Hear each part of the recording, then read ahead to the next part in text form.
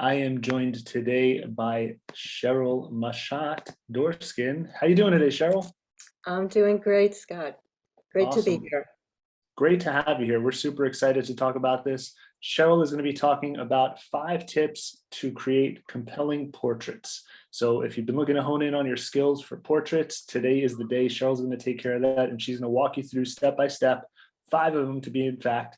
So make sure you got a pen and paper handy, or maybe record this. You could always re-live stream it, rewatch the live stream on the live stream site. So Cheryl, I don't want to take any more time. I know you've got a lot to cover. Thanks for being here, and take it away.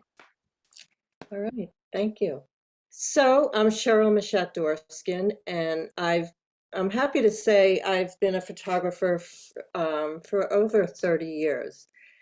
And I do lots of different types of photography as a fine art photographer, a portrait photographer, architectural photographer, landscape photographer, you name it. Um, Teaching is also a really big part of my world of photography. I teach at the college level. This picture on the screen is me giving a lesson on Henri Cartier-Bresson. I teach also, I mentor online and to students who happen to come out to the Hamptons where I live. So I'll talk more about what I can offer you as learning, but I just wanted to tell you a little bit about myself as my platform for a photographer, and I'm also a 3-time author. So I began my photography as a fine art photographer, and it was really important to me from the get-go to figure out a way to create photographies that I could sell that somebody else couldn't sell. And I think that's so relevant today with photography being so cutthroat and everyone thinks they're a photographer. I think it's really important for photographers to figure out what they can do, how they can say what they want to say in a unique fashion. So that's going to be a lot of the gist of this presentation in the 5 tips. So anyway, these were my first body of work. I had 3 going on at the same time, and these were, I lived in New York City when I was doing these, and so these are black and white photos that I then painted with oils, and black and white photos in the darkroom age. I created them on fine art fiber paper. The paper I used, they still make today, and this is actually something I still offer my clients and still exhibit. So anyway, you can see these are colorful, graphic, and I really like them, and a lot of people like them. So I thought um, I would bring them to book publishers. But before I jump there, this is what the materials look like, and I actually took some out of my box. My paintbrushes are these skewers, and I found the manufacturer years ago. I have thousands of them in my basement, and I wrapped them with cotton, and these are my brushes. So this is an illustration to show you what I was doing then, and I do offer this still, as I said. Hand painting photography, it used to be called hand tinting or hand coloring, is as old as photography.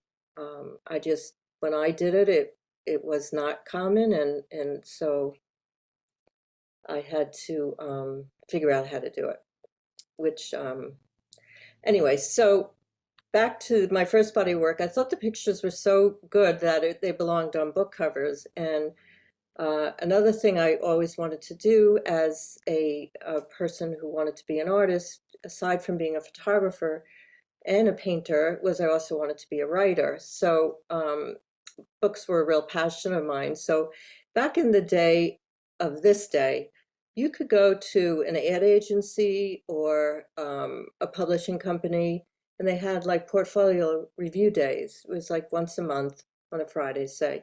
And you could go up into the office and leave your portfolio, and you leave it at like 9 in the morning, and you come back at 5, and your work would be reviewed.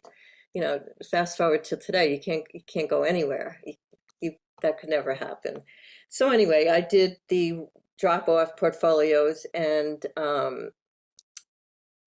Random House Books loved my work. This is a self-portrait here that they commissioned, bought, and then they commissioned me to do 4 more book jackets. 3 of them are here. So I was thrilled because Ann Beattie is really, really well known. And before I was a photographer, I used to work in the music business, and I marketed recording artists. But to me, the rock stars were the authors. So Ann Beattie to me was like, um, well, I can't think of who I would compare her to, but she was big, and she still is big. So along with my graphic work, I was developing a portfolio of fine art work, and these 2 are hand painted black and white photos. And my game plan was to take the gray tones of this image, or any image, and use that as a launch pad to put veils and washes of oils. And these are transparent oils, so they look like watercolors. So I went and created a body of work, and I had my first exhibit in New York City in the late 80s. And I've been exhibiting these works ever since, except through the pandemic. And they got really well received. They got wonderful reviews, and it was wonderful. So then my life changed. I became a mom, and like a lot of photographers, once you become a parent, you turn your camera onto your children. And then I photographed their children, and sure enough, I combined my hand-painted photography with portraiture, and it became a really popular thing. It was a wonderful business. And people came, I live in the Hamptons, so people would come here, and I might be part of their stop. So this client was from Boston. Um, Everything looks really calm. Behind them is like 40-mile-an-hour winds. Um, so these are a couple of my hand-painted portraits. This boy you'll see later on in my lesson. This is something I did for branding. This was an infrared black and white photo that was hand painted. So this is all dark room, you know, very detailed work. At a point, my work was received so well that I decided that I should write a book on the art of hand painting photographs. And we were able to use a blurb from the New York Times on the back jacket, and it has landscapes and children in the book, and it did really, really well. It was sold in museums. I mean, this is a niche subject, but it sold close to 20,000 copies, which is amazing.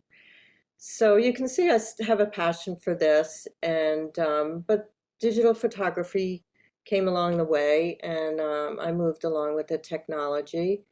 And my second book was The Art of Photographing Children, because photographing children really became what I did for a living, and for a hobby as well. So the book on the left is really at that bridge period when digital photography was taking over. Even in the publishing world, my publisher was Photo Books, which was owned by Random House, and they were going digital as a creating books. So it was quite a learning experience. And then this other book, Photographing Children Naturally, is an ebook, and it's actually available on my website. And I worked with a publisher in Australia, and I wanted to see what that was all about. It's funny, the 2 other books I wrote, the publishers didn't care about electronic rights. Like when you signed papers and you negotiated all these different rights, European, blah, blah, blah, nobody cared about digital. That wouldn't be the case today. So anyway, I'm giving you a bit of a background so you understand my sensitivity to photography. So my 5 tips to creating compelling portraits, we will begin now. And I will begin by first telling you, why did I even put compelling in there? Why can't we just create portraits? So you remember I said at the beginning, I entered the art world trying to figure out how I could be identified. What is my brand? So compelling is something that evokes interest, grabs attention, or admiration. So I say to you all, use compelling as your mantra when you're photographing. Think to yourself, is this compelling? Is this boring? What am I doing? Why am I doing this? Is it going to be interesting? Can my best friend do the same picture? So that's the thrust of this talk, is how can you be interesting, especially in this crazy competitive world. And if some of you are just, not but if you're parents and not interested in being a professional, but want to know how to take better pictures of your family, then all these tips are going to make sense to you, because they're going to force you to be a little more mindful of what you're taking pictures of, so that your documenting of your family photos are going to be interesting. So here are the 5 tips that I've put into this plan. And planning is the first: collaborating, creating, painting, and integrating. So those are my catchy titles. I'll leave it up there for a minute if you want to take a screenshot. And now I'm going to go through each of these and tell you how to take compelling portraits. So tip number 1 is planning. And while that might sound so obvious, of course, you get hired to do a job, you're going to go photograph, but you really have to have a plan. And no 2 photo shoots should ever be the same, because you're dealing with people. So you have to say, well, we'll actually do the 5 W's and the 1 H. Who is your client? What do they want? Why? Is this a special occasion, a gift? What is the purpose of you photographing them? And if it's your family, what are you trying to capture? When do they want to book you? Where? Are you shooting studio or location? And how did they find you? So these are all really important questions to know the answers, so that you can create a portrait that's a success and compelling. Success and compelling to me are the same thing. So when somebody inquires about me photographing them, I go through those 5 planning. Just pull it up myself here. And I have this photo worksheet. Let me just get on the same page here. So, I fill in the dates, the description. Wardrobe is something I'm going to discuss in a later slide, but that's something we really pay attention to in a portrait. Props as well, background, all these things I'm going to answer as we go through this presentation today. But the first thing is, what's their name and what do they want? And then it will help me figure out if I need an assistant.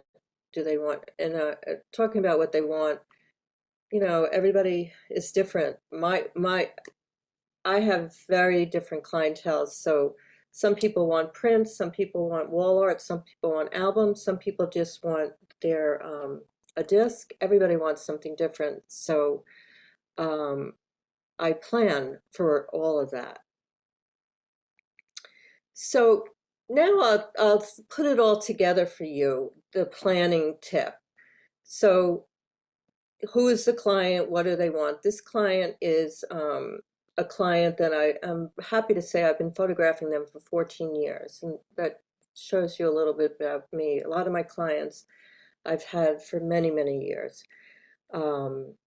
What do they want? Every year they want to document their children and their family life, and they so it's not for special occasion, it's for documenting who they are. And then we actually go on and make holiday cards together. So I do all this other stuff with the photography with them. How did they find me? They found me in the Parish Art Museum. My second book, The Art of Photographing Children, was there, and they are interested in art and were not happy with their current photographer at the time, 14 years ago. So they found me on the book and called me and told me what they didn't like about that other photographer. And of course, I took really good notes so that I would never do what that other person did. And we've been doing business together for 14 years. It's just lovely. So the planning is, I know I have in this picture, I have an assistant off to the left. She's got a flash, and I know this place so well now. I know the lighting. So everything is planned, but had I not known this place, I would have said what time of day. We do this around 5 o'clock, the magic hours, and so that's the planning of this picture. This was a client who called me. It was a grandmother who wanted to buy her children a first year portrait of Anya. So this was in, they called me in just December, and we were going to do it right after January 1st. So if you can go in your planning stage to the location at the time of day, it's really beneficial. So I went to their house in, like January 2nd, January 3rd. We just had a huge snowstorm out here, which was really beneficial for me because the room I chose had big glass sliding doors, so light was really bouncing around. So I knew from going there that I needed to bring flash, I needed an assistant, I needed a background, because I wasn't sure if I liked these curtains that you can see in this picture. And I found out what kind of pictures they wanted, and they wanted lots of different kinds of pictures. So that meant I had to do many different backgrounds, etc. So that's another instance of planning. Oh, and then when I got there, they had these big balloons. So I ended up using them a lot as background for some of the pictures. So planning number 3, this was a family. The job called for 3-generational celebratory photograph.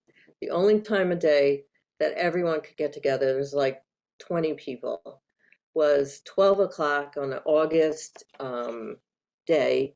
And this day, luck would have it, was like 100 degrees. But in the planning stage, of course, I would say, well, can't we do it another time? But it was not possible. So as photographers, you want to work in the magic hours, but with young kids, that's often not possible.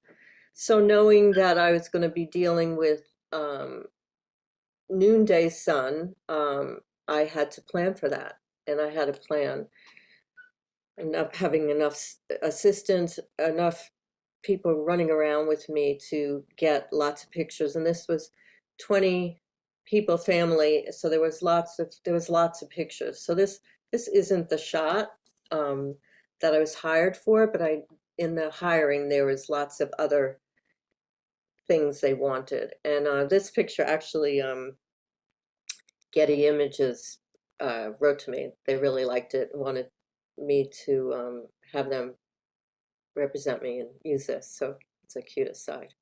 So I had to ask my clients to sign it, which they graciously did. So now we're going to tip number 2, which is collaborating.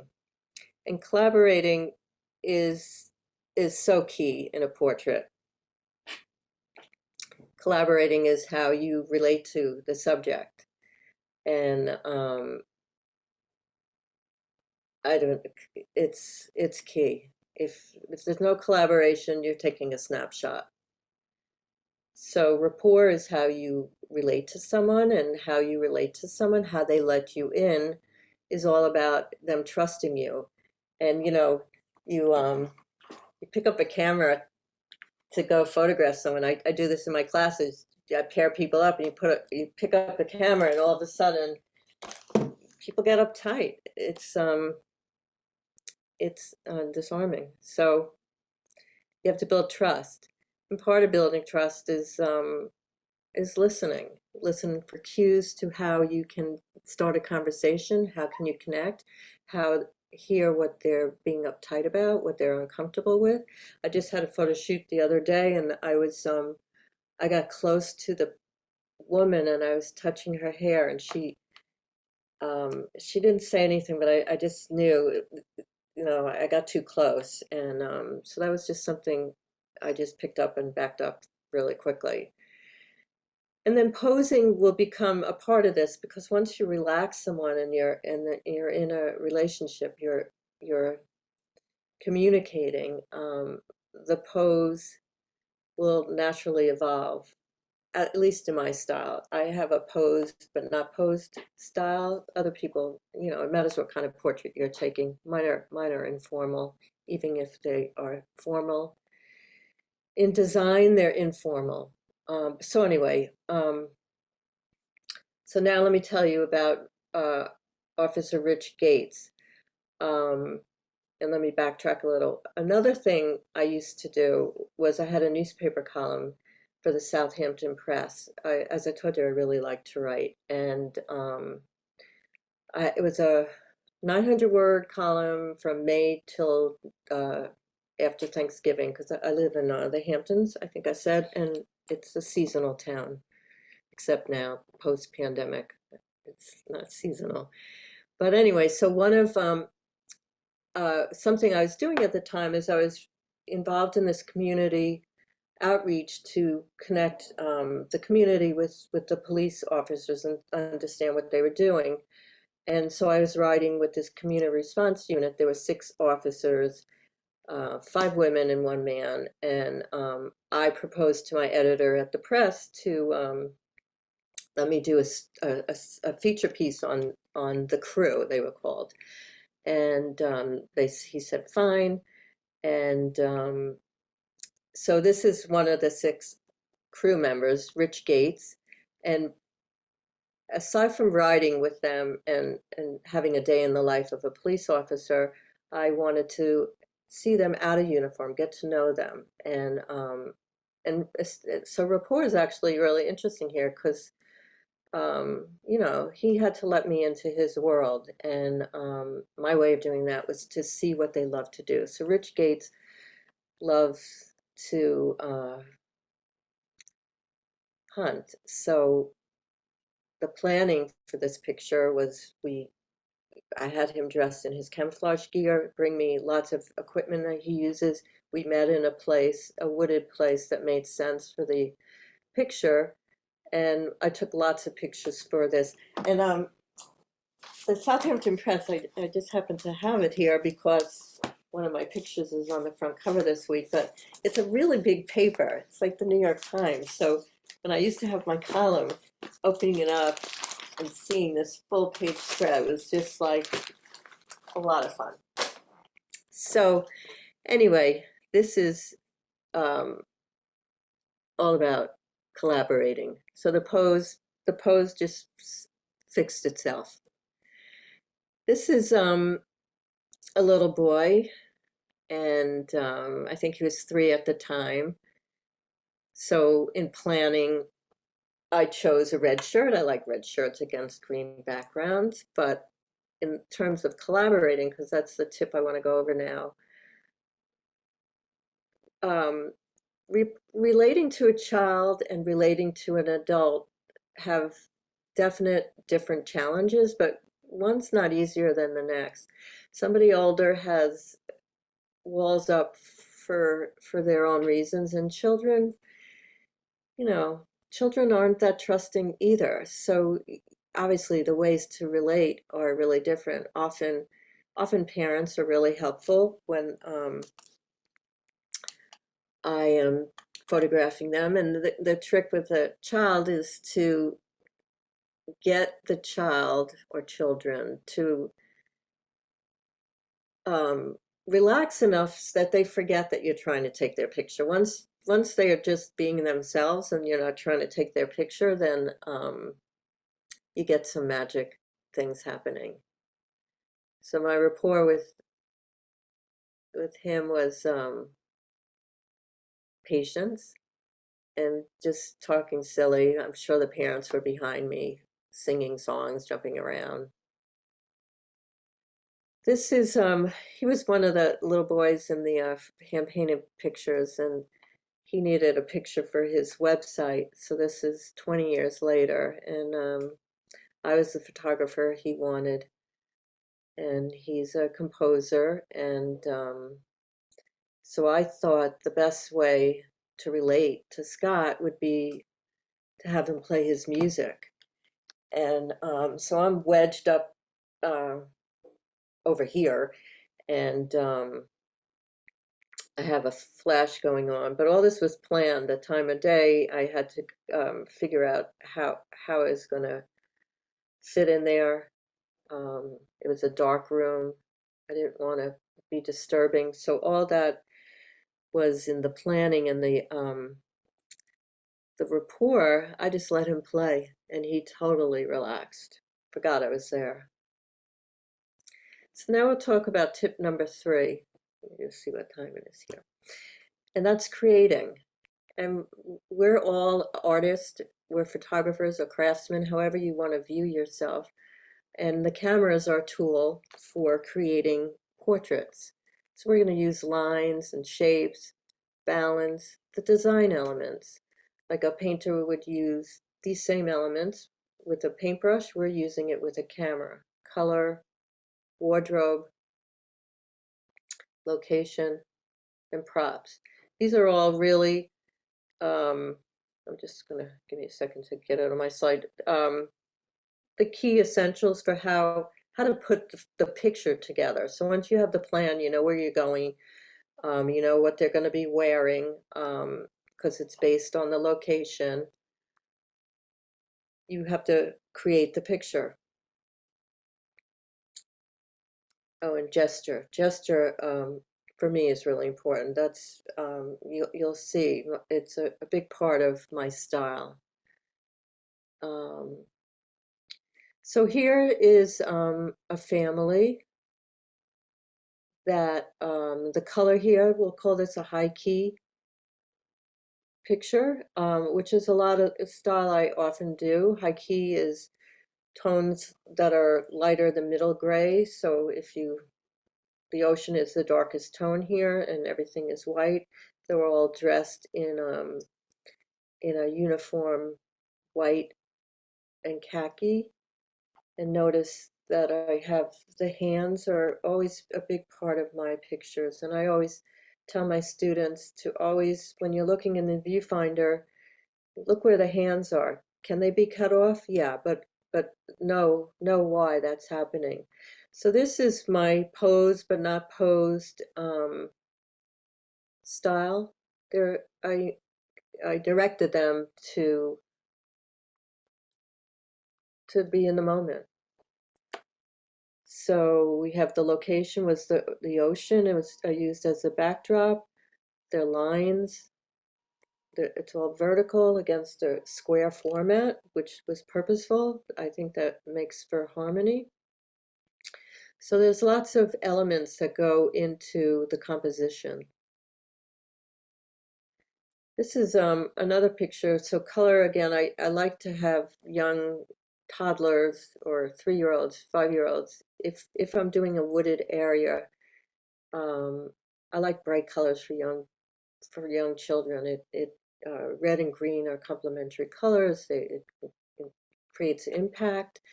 Um, the roosters are the same colors, so there's some color harmony going on, and the blueberries are the same color as um, his shoes, and he even has a red logo. So he was really wanted me to see him feed the rooster. So that was really part of this whole photo shoot, which took quite a while.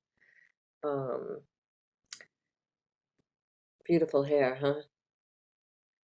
So this picture's all about line, shapes,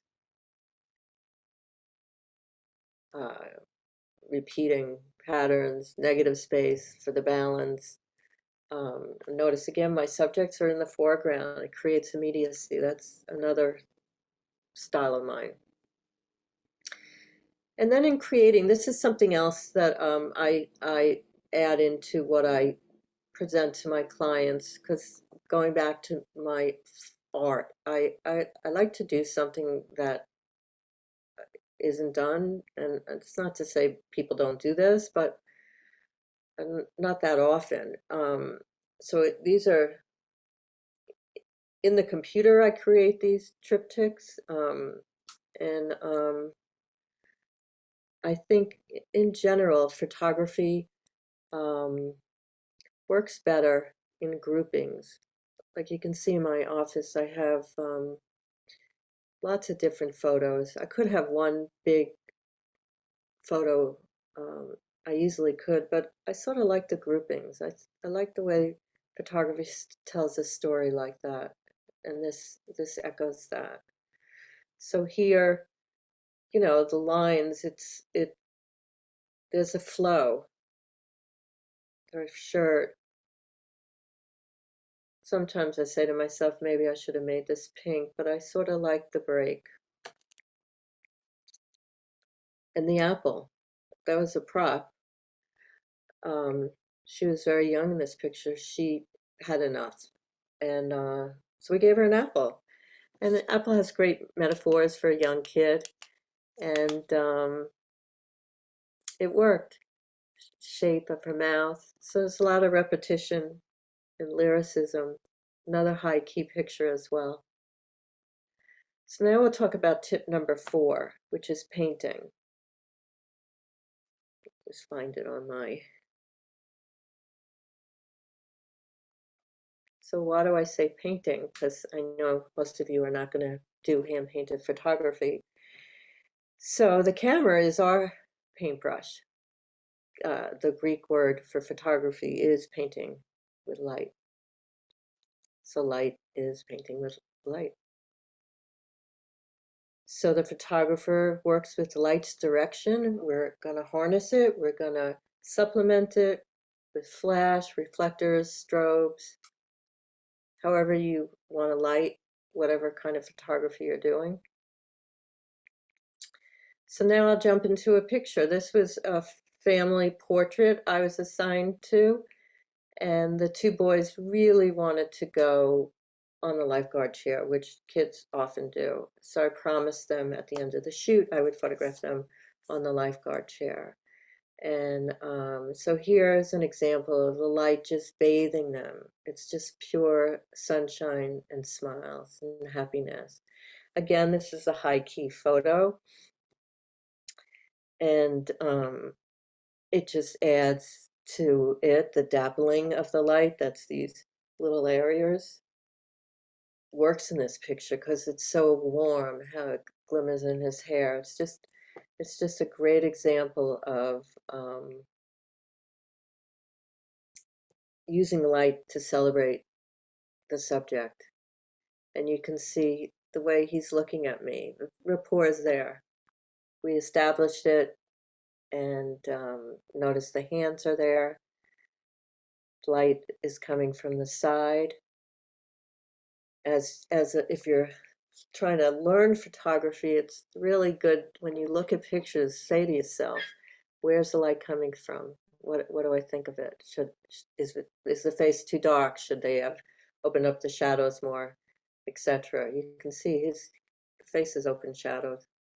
No raccoon eyes. Something to think about. This is a photo of Allen Ginsberg, and for those who don't know who Allen Ginsberg is, he's probably one of the most renowned 20th century poets. He was a core Beat Generation poet, and I'm in his home, which was a floor in the East Village, an apartment. So you can see he's bathed in light. This is backlight. Telltale sign is light on the forehead. Works really great with children. But with Alan, I just thought this really worked. he's a poet, and it's a high-key picture, all bathed in light. White is a color that evokes poetry, hope. Um, he was somebody I had the wonderful opportunity to spend a day with at the time. This was in the late 80s, right around when I had my first show. He was very into photography, and so I went and we shared each other's work. We critiqued each other's work, and a lot of words and insights he gave to me have shaped my philosophy as a photographer. So I wanted to include him in there just to pay homage, but also to say, when you're going back to rapport, when you're photographing somebody that's a celebrity, they have certain kind of guards up too. And I find rapport and learning how to communicate with them is no different than like Officer Gates or Scott or any of my clients. So then after we reviewed photography, we did go out and photograph. So I have a whole bunch of great pictures from this period. And if I sell this picture, I'll probably burn in the details in the background, and then behind him are his books. So it's an environmental portrait, and that was me painting with light. This photo is the light where I live sometimes is just so exquisite. And this was one of those days. That golden color light is that's what it was like. It was just magnificent evening. And this was of many different photos. This is family. I'll shoot 300 and something pictures, and we do lots of. This is the family from actually the first shoot. My family I photograph every 14 years, so they're always in the same khakis and white shirts. Just the sizes change in time. And one of my challenges is to figure out how to say something new with the boys. Usually we're at the house, but this time we went to the beach. Um, here the light is just magnificent. I did have to burn in the sky a little. Um, that's light. This is light. Watching it happen. Didn't really need to change anything. So now we're up to tip number 5, and that's the camera. So you might find it interesting that this is a talk on taking photographs, portraits with your camera, and it's the last tip. And that's because, to me, the camera is the last ingredient. It's how you're going to take those other 4 tips and put them together. The camera is an extension of your heart and mind. And it should fit like a good pair of jeans. And what do I mean by that? You just want to be able to pick it up and take the picture, and all the planning's there, the rapport's there, that when you pick up your camera, the person's not going to be uptight. They almost don't notice this apparatus, and that's the goal with the camera. So if you're new to photography or learning or have a new camera, practice learning your camera, practice knowing it inside and out so that it is like a good pair of jeans. What I mean by that is just so you can move with it. So then you have to think about aperture priority, shutter priority, manual exposure. I think about that for every shoot. If you think back to my worksheet, if this clouds, if I'm outdoors and it's cloudy, I'll do aperture priority most probably, because the manual exposure is not going to work for me. If of the 3, I like manual exposure mode the best. It works the best for me because I'm always using auxiliary flash. Shutter priority is good if you're at your kids running around a lot, or a sporting event, or with some of the cameras now you can just set, don't go under 1/125. This is a 24 to 105, so for this camera, I try to stay at 125 or faster, because that's the rule, one over the longest focal length of the lens. And then the optimal aperture. This is also interesting with portrait photographers. Like, um, there's an expense to an f2, f1.8 lens, and that matters on your type of photography. My pro lenses are all f4s. I don't go lower than that, because that's not the kind of photography I take. If I was shooting weddings or events and needed to go lower, then maybe I would. But so for me, an optimal aperture, I'll think about how many people are in the shot, how much foreground and background do I have to think about. So I'll typically shoot, if it's more than one person, at f8 would be mine. So I'll go over data like that if you want. Optimal shutter, I told you, is 1 over 1/25 of a second, unless I'm using a tripod, and I don't use a tripod with kids. I use a tripod whenever I can with families, because then I don't have to be looking at the camera. I can be talking to them. And that's another thing I meant to say. Like, you take a picture, and I spend very little time checking in my LCD, because then you're breaking the rapport. If you're the kind of photographer that's looking here, you're not looking there, and that's, you want to be having a conversation so that the camera is almost not there. So I know if I got a shot, or if I need to look once, and then that's pretty much it till we have a new scene. An optimal ISO, I go out of the park, I know the ISO I'm going to shoot with. The rule of thumb is to use the lowest ISO you can. So with a lot of my shoots, since I'm shooting at f8 or lower, sometimes f11, depending on how many people are in the shot, I might have to up my ISO to 1200, 1250, or more. I mean, the cameras today, you can do that. You can also shoot on auto ISO, but I don't like to do that. Because ISO is so important to the integrity of your file, that I always set the ISO. So that's just a little of the facts of how I integrate what I am shooting with my camera. So now we'll go through some images. This is another picture that Getty Images really liked. So you can see the lights coming from over here. I'm shooting down with my camera.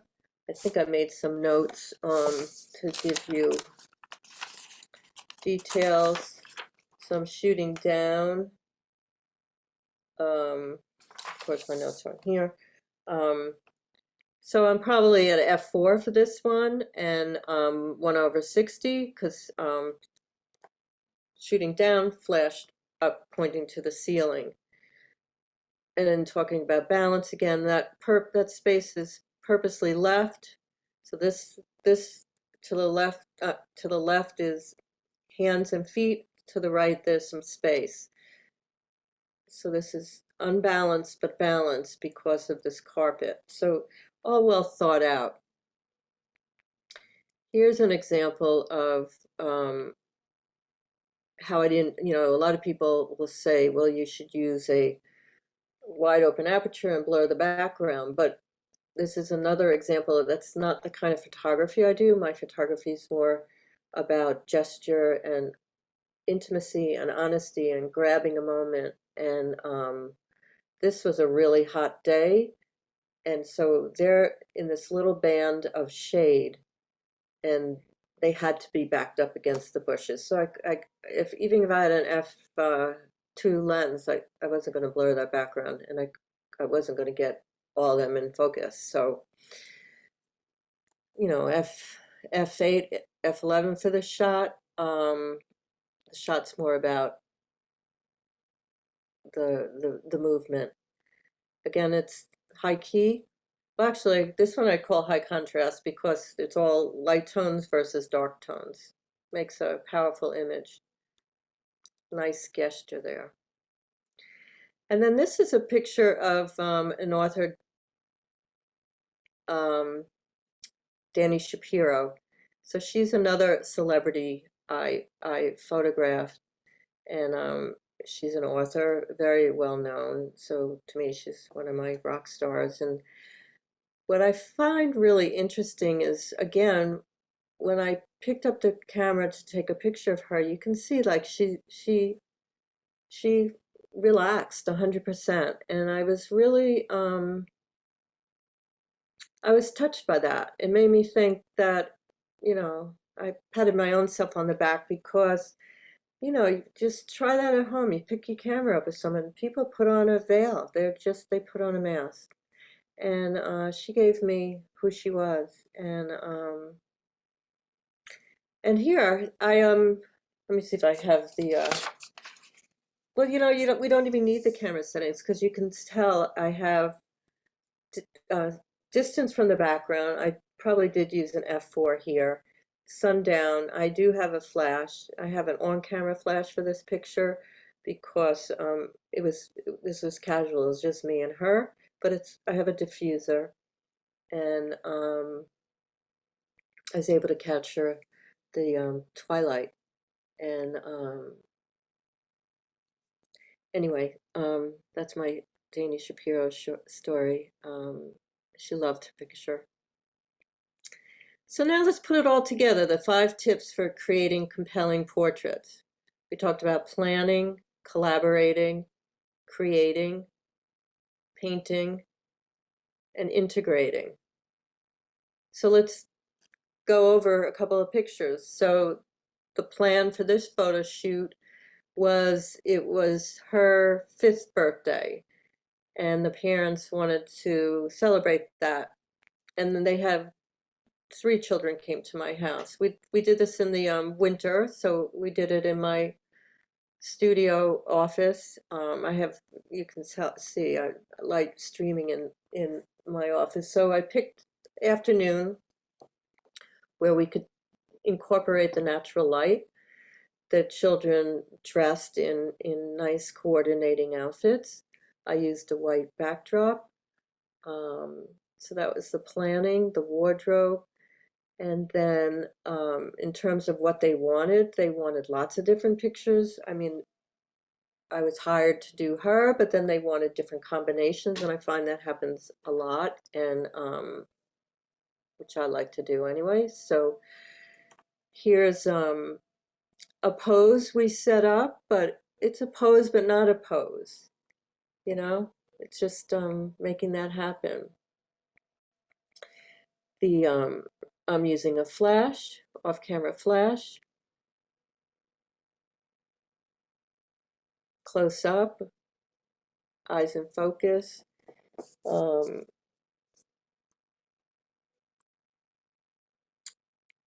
uh, yeah. Anyway, this is one of the going back to the police officers I did. So planning, there was a lot of planning that went into this whole uh, photographing the 6 police officers. Sergeant Hughes later became a lieutenant, somebody I still remain in touch with. You can see that we have a rapport. I do have his data in front of me. 1/80, f8. I have a long lens. I'm actually 163 millimeters away, so no flash. ISO 400. The background wasn't important to me. It was getting close to him. Long lens helped, and you can see that rapport is there in terms of creating. There's balance here between the subject and the stark lines of his body and his uniform, and the balance of the light tones in the background. There's picture harmony there. Um, yeah, here's a picture of my job for this photograph. This was I think in the winter too, we'll say like February. And this client, another family I photographed many years, they had a baby. So my job was to create a picture so that they can make it into a card. So this is formatted for like a 4x6 card, but it's not quite 4x6, 4.25 by 6, almost square. And my client likes black and white, but I felt like for the baby that was just too harsh. So I added just a little bit of sepia tone. Um, Again, you can see I'm down low with them. You know, that's something else. The perspective of where you put that camera is really important. The eyes are the most important part of a portrait than the hands. So, you know, you got to really think about where you put that camera in terms of eye level. And in this picture, even though the eyes aren't looking at me, because the eyes don't have to look at the photographer, but the eyes, the intent of the gaze is so directed. And the hair and the shirts is so textural that it creates immediacy. So that's like the painting compositional element. And the lighting, it's I have a flash of, but it's softly diffused. I usually don't like to use flash with babies. This baby's days old, but you know, I had to for this picture. And and I think I'll end it on this picture. This is me and my two daughters a long time ago. And this was something else that I used to do, self-portraiture is the third body of work I did when I was starting out. And a lot of my self-portraiture is in my, I use it for my branding. It is on there on my chair. It's a fun thing to do with your kids. You know, put your camera on a tripod and be part of the scene. This is a black and white photo. So, in closing, this is some contact information, and maybe Scott, you can put this info in the chat. Um, if you liked some of what I said, my ebook, Photographing Children Naturally, has actually those worksheets, and it's rich with information. It's a really beautiful book. I do online classes and I do mentoring. Um, my online classes, these are the four that I offer. They come in weekly assignments, four assignments, four lessons, and you submit your pictures, and then you get four critiques. They could either be taped or we can do Zoom critiques. So you get basically an hour of my time and insights on how you could learn to be a better photographer of children. Exploring color is something I've spent 20 years developing. Maybe will become a book. The art of self-portraiture. Here's some of my self-portraits. It's a lot of fun, and painting photos. If you're interested in learning how to do some of this artful work on your own pictures, this class is digital, but we could also do it hand painted wise. And in terms of mentoring, if you're in the Hamptons, I do, you know, lessons. I teach people everything from how to get their new camera. Right before pandemic, I taught someone how to use her mirrorless camera. She's going to Japan. I've taught people how to create a Lightroom catalog. I have one student whose catalog now has a library of about 150,000 pictures. Amazing pictures she takes. I teach other people how to be an artist, how to create a body of work, etc. So I love photography and I love teaching photography. I think it's an amazing tool to teach people how to open up their hearts and be in the moment and share what they're seeing with other people and creating memories. So thank you for listening. And I think for this, I think I'm done. I wanna thank you personally for sharing some tips on compelling portraiture. Um, I've got to say that was absolutely amazing. You talk about rapport. That was one of the first things you talked about. Actually, kind of more towards the second, if we want to get super technical here. Yeah. But just listening to you and hearing you talk, I think it's really easy for people to understand sort of what you're looking for in building a rapport. You have such a calm demeanor, very relaxed in your explanations. I felt comfortable, and we're sitting many miles away. So I think I've got to say you do an excellent job of that. So you Oh, definitely have thank that you. locked in. So we got a question here from Elizabeth, who is joining us on Zoom, frequenter of our Zoom chats here. So thanks, Elizabeth, for tuning in. She wanted to know, it appears in the officer's image that you'd shot the sergeant. Part of the earlobe is cut off. Do you worry about cutting off limbs, knees, wrists, part of the foot? Do you have any issues with that? Great question. Yes and no. I mean, you sort of learn the rules not to do that. My guess is I cropped that purposely, um, to sort of to be abrupt because that's sort of part of his nature. It's cutting edge. So my suggestion is to get all the elements in the picture and then crop for creative intent. I think the stuff, I've been doing this a long time. So like when I used to teach people, for instance, to photograph children, I would say leave a lot of headspace, because that shows that they're young.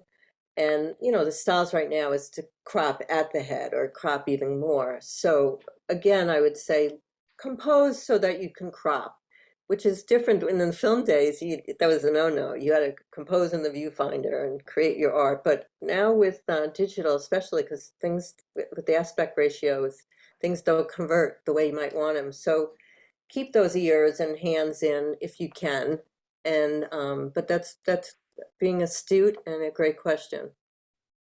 And just to follow up on that, she wanted to know as well, do you print your own pictures? Most of the time, yeah. I love printing. I love paper. I think that's from my hand painted days. There's so many great papers. Um, Not everybody in my clientele appreciates that. So it has to, other people they just want to photograph and they don't care that it's like a Giclée or whatever and comes with a higher price tag. But yes, I print my own pictures, but I also use labs. So yes, yes, yes, and no. Yes and no. Yes Yes, and no. yes, It's a yes, 50-50. yes, and no.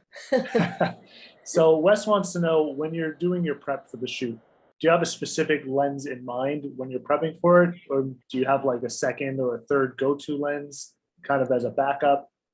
Oh, that's another good question. Yeah, I'm really sort of stuck with my equipment. My go-to lens this is my go-to camera. I use 24-105 millimeter lens. It works for my kind of photography. Um, Sometimes for a second lens I'll bring along is a 70-200.